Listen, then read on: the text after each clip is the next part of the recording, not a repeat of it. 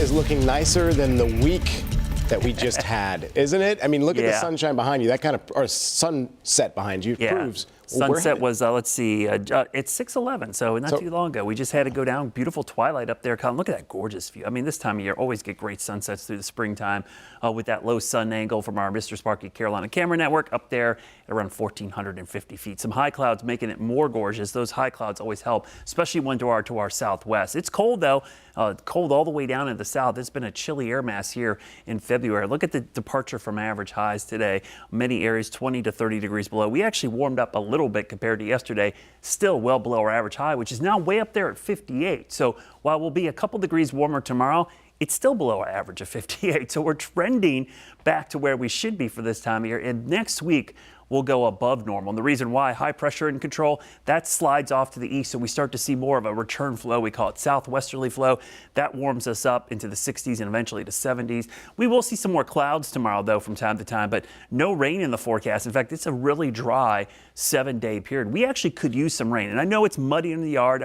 All the time I always talk about, drought in the wintertime. It's hard to tell in the winter because nothing's growing, right? And so you're not pulling moisture out of your lawn. Your grass isn't, your trees aren't. So when it rains, the water just sits there, but it doesn't mean we don't have enough of it, because once we do start growing, that moisture is gone quickly and we need to replenish it. So we could use some moisture, especially as we get closer to the growing season starting, which will usually happen in March. We start to see things greening up pretty quickly as we get into March. We will see a couple of fronts early next weekend that are going to likely cool us down as we go into March. So we're not done with winter yet, even though meteorologically, the end of February is the end of winter, but we typically see winter weather all the way into March. You can see the temperatures warming up for the middle of next week, 60s and 70s, but next weekend, the first couple days of March, we'll see a cool down. Now, and that's reflected in our 6 to 10 day outlook. We actually see temperatures slightly below average, maybe a 10 to 20% chance of it being below 60 degrees by next weekend. So certainly going to see some cooler readings. And as I mentioned, not a lot of rain in the forecast.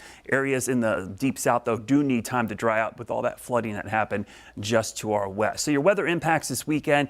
It's going to be cool, but it'll be sunny for most of the weekend. Just a few clouds in the afternoon tomorrow. We'll call it partly cloudy with upper 40s to low 50s, back into the mid 50s. But the mornings and evenings are going to stay chilly with high pressure and control and dry air.